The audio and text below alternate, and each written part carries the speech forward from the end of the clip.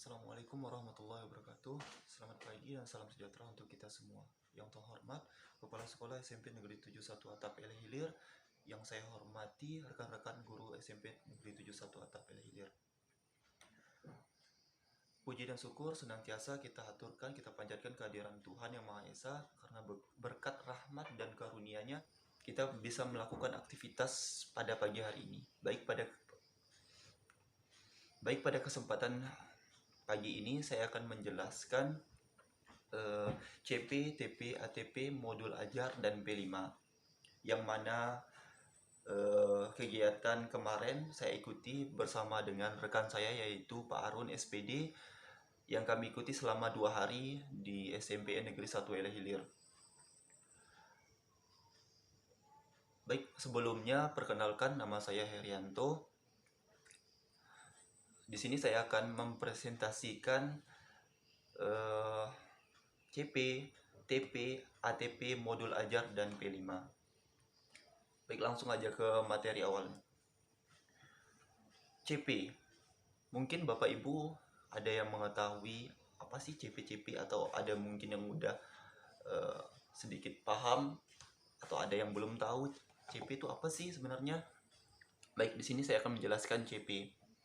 CP, sebagaimana dikutip dari laman Kemendikbud, capaian pembelajaran atau CP merupakan kompetensi pembelajaran yang harus dicapai peserta didik pada setiap fase perkembangan. Jadi capaian pada fase perkembangan. Di fase di sini ada yang namanya fase A, fase B, fase C, fase D, fase E, dan fase F. Jadi ada 6 fase ya. Di masing-masing fase itu ada 6 fase. Nanti akan saya runtunkan atau saya jelaskan di fase-fase tersebut. Capaian pembelajaran mencangkup sekumpulan kompetensi dan lingkup materi yang disusun secara komprehensif dalam bentuk narasi. Istilah CP adalah sama dengan KI atau kompetensi inti ya. Jadi CP ini kalau di Kurtilas itu sama dengan KI atau kompetensi inti. Dalam format pencapaian pembelajaran tidak ada lagi persamaan aspek pengetahuan. Saya ulangi lagi, dalam format pencapaian pembelajaran tidak ada lagi pemisah antara aspek pengetahuan, keterampilan, dan sikap. Semua aspek tersebut digabung dan diintegrasikan ke dalam satu paragraf. Jadi ketiga aspek tadi tidak dipisah seperti di Kurtilas ya. Kalau di Kurtilas kan terpisah satu aspek pengetahuan, keterampilan, dan sikap. Tapi kalau di kurikulum Merdeka di CP tersebut tidak dipisah ya. Ingat ya, CP sama dengan KI ya, kompetensi inti. Jadi kalau untuk di CP sendiri untuk aspek pengetahuan, keterampilan, dan sikap tidak dipisah ya, semuanya digabung, kemudian dibuat satu paragraf.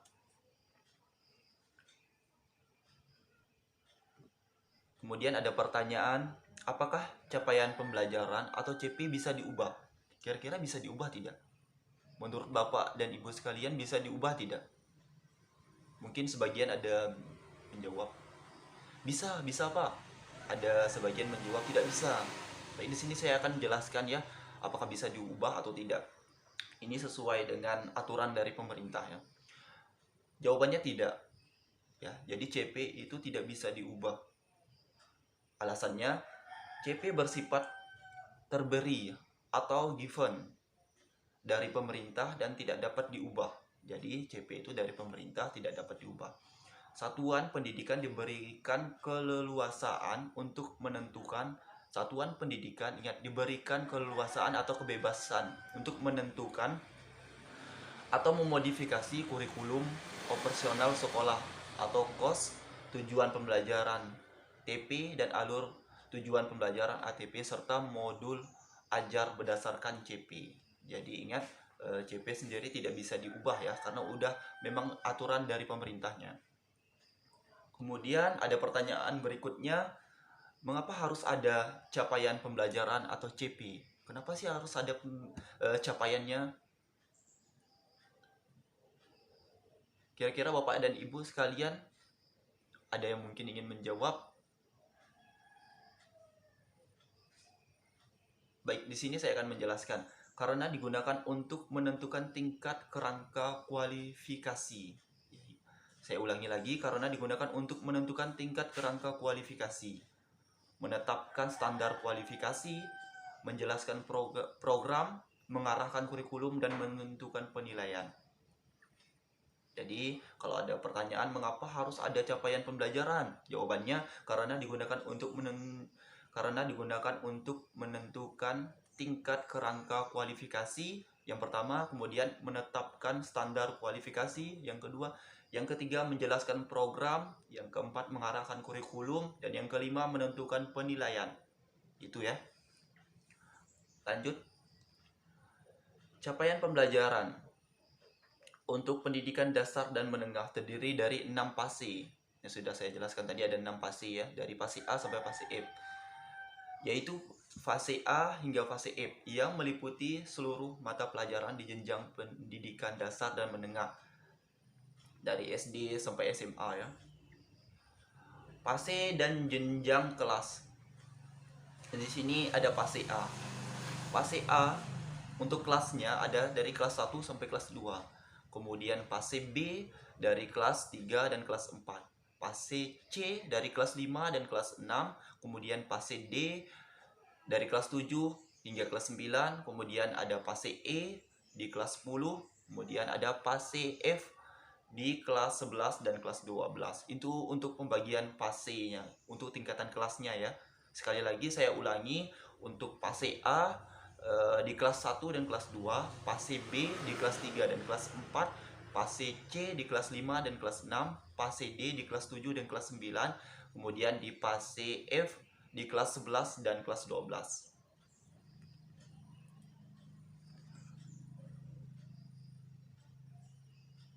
Kemudian ada mungkin Bapak Ibu tadi di penjelasan saya di fase-fase mungkin ada pertanyaan, mengapa kurikulum Merdeka disusun per fase? Di sini juga ada pertanyaan, mengapa CP dalam kurikulum Merdeka disusun per fase? Penyusunan capaian pembelajaran per fase merupakan upaya penyederhanaan sehingga peserta didik memiliki waktu yang memadai dalam menguasai kompetensi yang diharapkan dapat dikuasai anak didik di akhir pembelajaran. Jadi per fase itu tujuannya tadi supaya siswa-siswi kita memahami pembelajaran yang kita ajarkan di akhir pembelajarannya. Oke, lanjut. Kemudian CP terbagi menjadi beberapa elemen. CP sendiri terdiri dari 3 elemen, diantaranya elemen nilai agama dan budi pekerti. Yang pertama ya, ada nilai agama dan budi pekerti. Yang kedua, elemen jati diri. Dan yang ketiga, ada elemen-elemen dasar literasi dan STEM. Itu ya, jadi ada 3 elemennya. Kemudian kita lanjut ke yang kedua, TP. Tadi kan udah CP, sekarang TP. TP atau tujuan pembelajaran merupakan deskripsi pencapaian 3 aspek komponen. Ada aspek pengetahuan, keterampilan, dan aspek sikap. Tujuan pembelajaran disusun secara kronologis atau secara langsung ya, berdasarkan urutan pembelajaran dari waktu ke waktu yang menjadi prasyarat menuju capaian pembelajaran CP. Tujuan pembelajaran memberikan gambaran tentang hasil pembelajaran yang diharapkan. Ingat ya, tujuan pembelajaran di sini ada kata-kata tujuan pembelajaran memberikan gambaran tentang hasil pembelajaran yang diharapkan. Jadi kita sebagai guru membuat tujuan pembelajaran kita. Tujuan yang kita ingin dicapai itu apa? Kemudian istilah TP atau tujuan pembelajaran di kurikulum Merdeka yaitu menggantikan kompetensi dasar atau KD. Tadi kalau CP menggantikan KI, kalau TP menggantikan KD atau kompetensi dasar ya. Pokoknya saling berkaitan antara KI, kemudian KD, CP, TP saling berkaitan sama. Cuma dalam bahasa kurikulum Merdeka itu diubah. Tadi ada kalau misalnya di Kurtilas ada KI kompetensi dasar. Kalau di kurikulum Merdeka atau Kumar ada CP capaian pembelajaran. Kemudian ada KD kompetensi dasar. Kalau di kurikulum Merdeka ada TP, tahap pembelajaran. Kalau di kurikulum Merdeka ada TP, tujuan pembelajaran. Baik, kita lanjut materinya.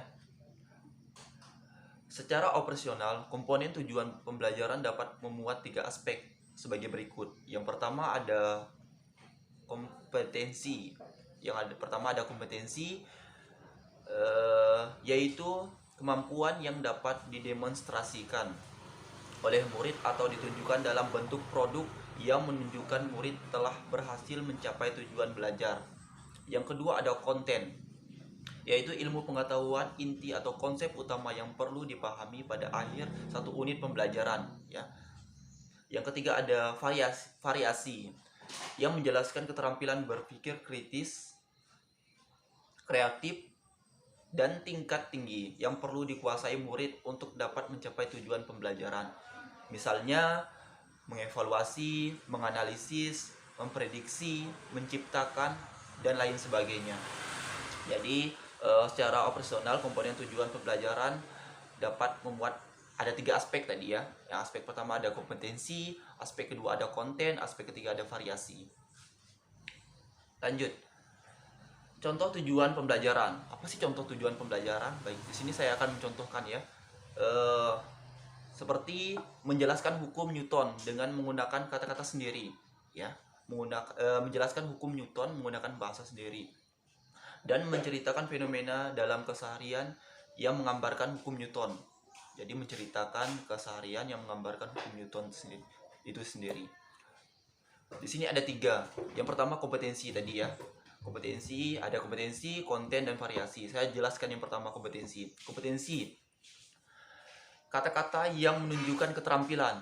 Jadi kompetensi itu adalah kata-kata yang menunjukkan keterampilan atau aksi, ya. Kata-kata yang menuju keterampilan atau aksi yang menjelaskan atau menceritakan. Jadi siswa di sini dituntut untuk menjelaskan atau menceritakan apa sih hukum Newton itu menurut dalam keseharian, dalam hidupnya, penerapan dalam hidupnya gimana gitu. Apa sih hukum Newton? Di situ kan ada hukum Newton 1, hukum Newton 2, hukum Newton 3. Jadi disesuaikan. Kemudian yang kedua ada konten, materi yang dipelajari. Materi yang dipelajari sudah jelas, yaitu hukum Newton tadi untuk materi yang dipelajari, ya.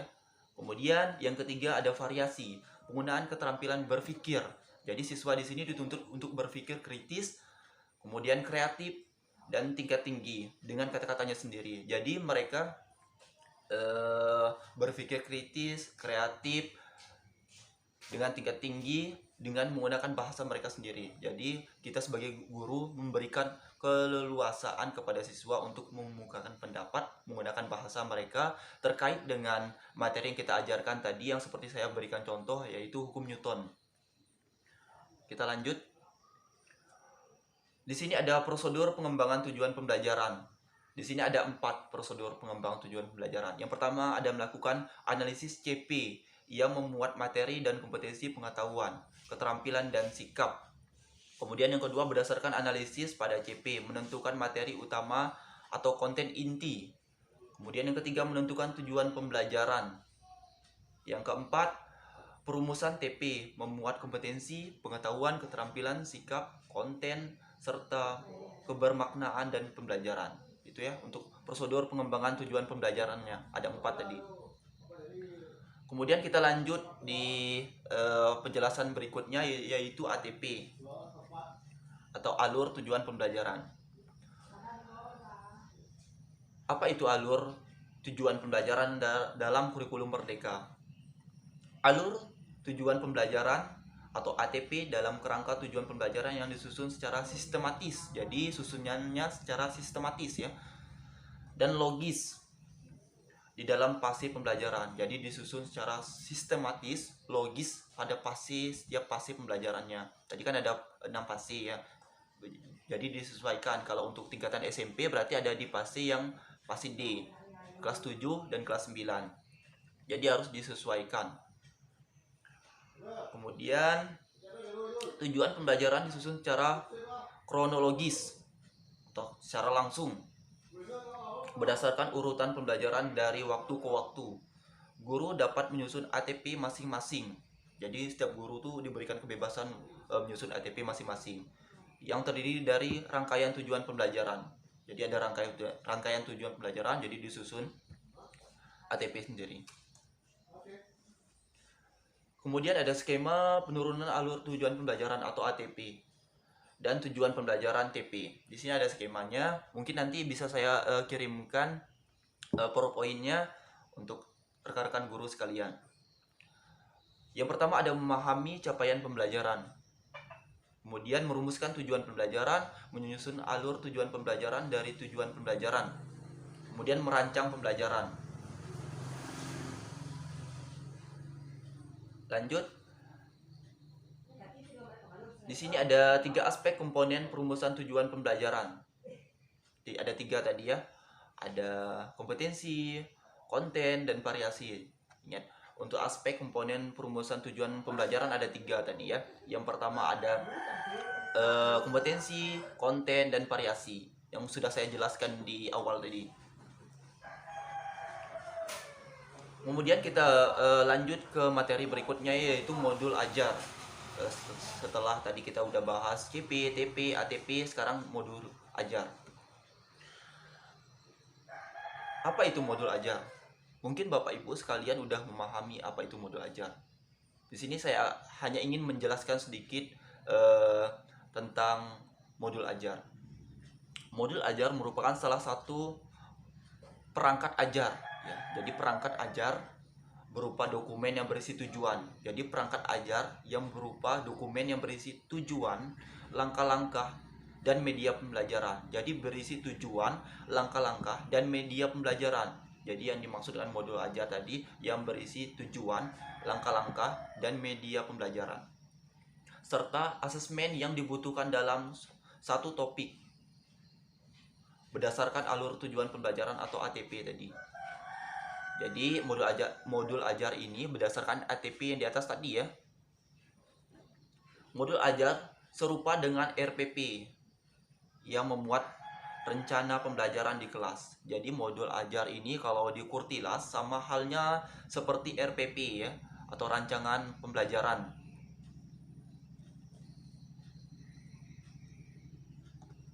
Kemudian langkah-langkah penyusunan modul ajar. Di sini ada 3 langkah penyusunan modul ajar. Yang pertama ada menetapkan atau merumuskan tujuan interaksional umum menjadi interaksional khusus. Jadi ada interaksional umum ke khusus ya.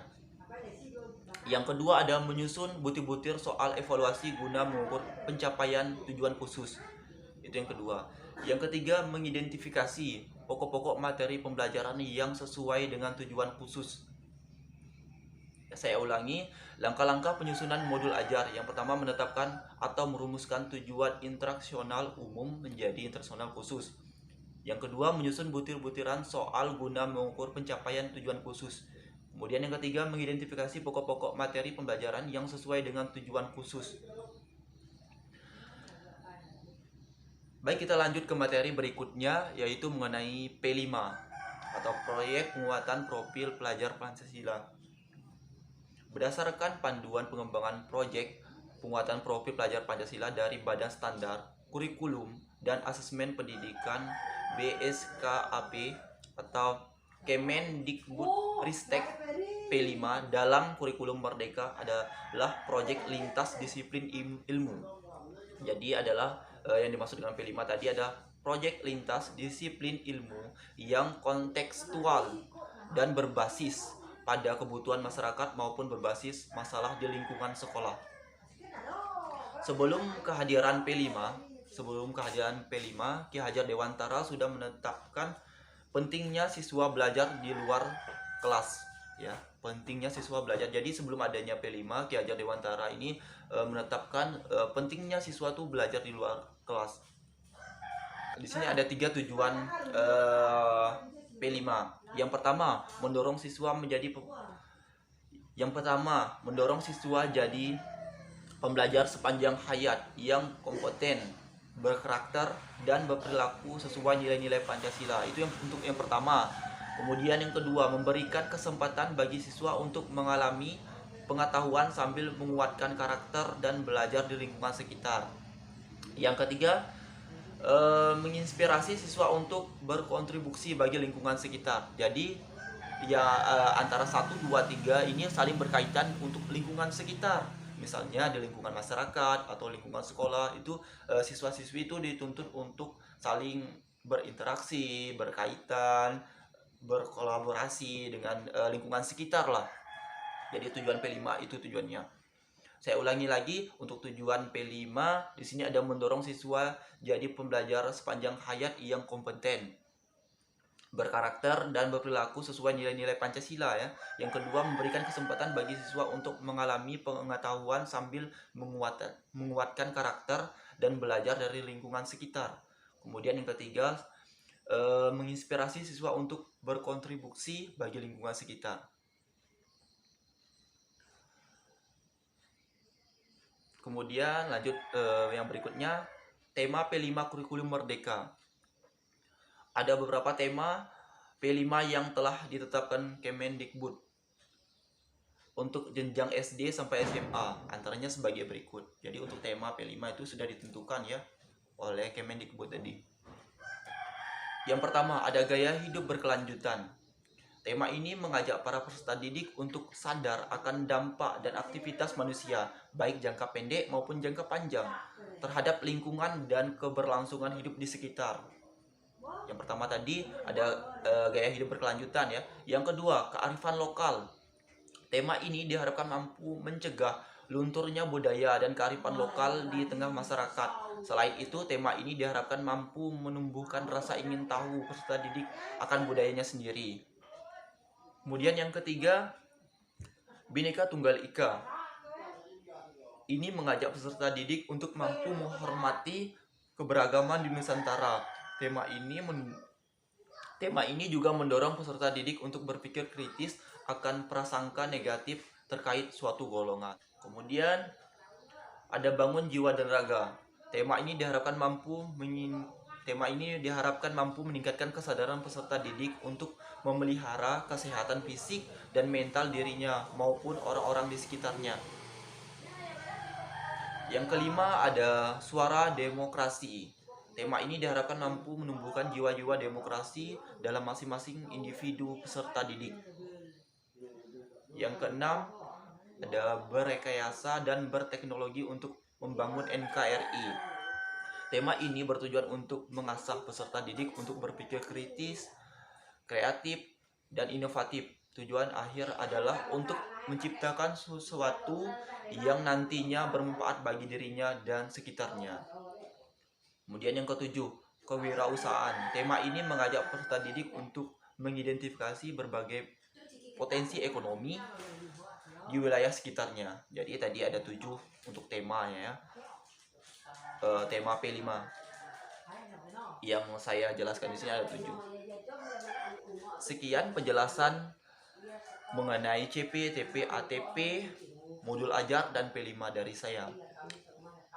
Di sini saya akan menjelaskan kesimpulan dari materi yang saya ajarkan mengenai CP, TP, ATP, modul ajar dan P5. Yang pertama, CP, capaian pembelajaran. Dalam format pembelajaran tidak terpisah antara aspek dari pengetahuan, keterampilan, dan sikap. Kemudian CP adalah peleburan dari KI, kompetensi inti.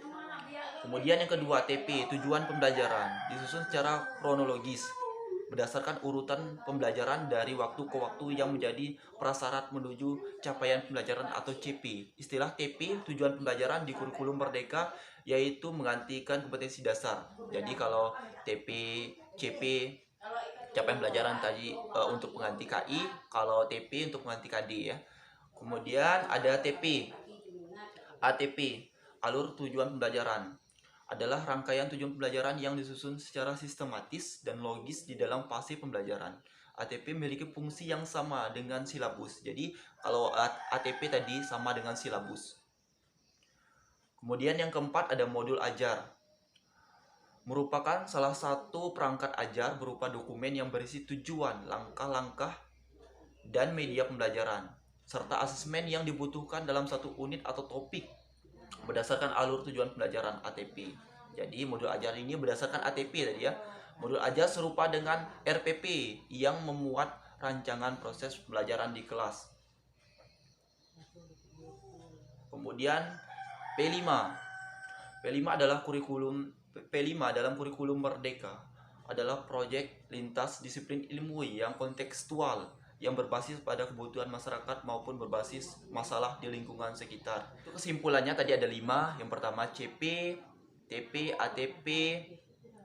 Kemudian ada modul ajar dengan P5. Tadi ada CP. CP itu sama dengan KI ya. Kemudian TP sama dengan KD. Kemudian ATP sama dengan silabus, modul ajar sama dengan RPP. Kemudian yang terakhir ada P5 tadi. Mungkin sekian penjelasan dari saya. Mohon maaf untuk kepala sekolah dan rekan-rekan guru sekalian. Di SMP Negeri 71 Atap saya tidak bisa hadir mempresentasikan CP, TP, ATP, kemudian modul ajar dengan P5 ini secara tatap muka atau secara langsung dengan Bapak Ibu sekalian. Kemudian untuk Pak Arun sebagai rekan saya dalam kegiatan GAS IKM, semangat Pak, tetap semangat Pak. Untuk guru-guru yang lain juga semangat. Kita sesama belajar dalam mengimplementasikan kurmer ini di sekolah kita, khususnya di SMP Negeri 71 Atap. Tujuannya untuk kita dan untuk siswa-siswi, kemudian untuk kemajuan SMP Negeri 71 Atap Ela Hilir.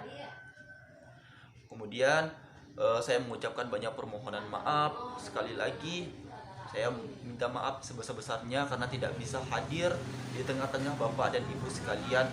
Mungkin nanti jikalau ada pertanyaan atau ketidaktahuan dari Bapak Ibu sekalian, atau ada penjelasan saya mungkin yang kurang tepat atau salah, mungkin Bapak Ibu sekalian bisa koreksi atau bisa bertanya di sini. Sebelumnya saya bukan maksud menggurui Bapak dan Ibu sekalian. Di sini tujuan kita sama-sama belajar, sama-sama berbagi ilmu. Jadi sekiranya kalau ada penjelasan atau materi saya yang salah atau keliru, mohon kritik dan saran yang membangun dari Bapak dan Ibu sekalian. Baik, sekiranya kalau Bapak Ibu sekiranya kalau Bapak dan Ibu ada pertanyaan mengenai materi yang saya jelaskan, Bapak Ibu bisa tanyakan lewat WA atau bisa bertanya langsung nanti ketemu saya ketemu saya. Baik, sekian mungkin presentasi dari saya, kurang dan lebihnya saya mohon maaf. Akhir kata wabillahi taufik wal hidayah. Wassalamualaikum warahmatullahi wabarakatuh.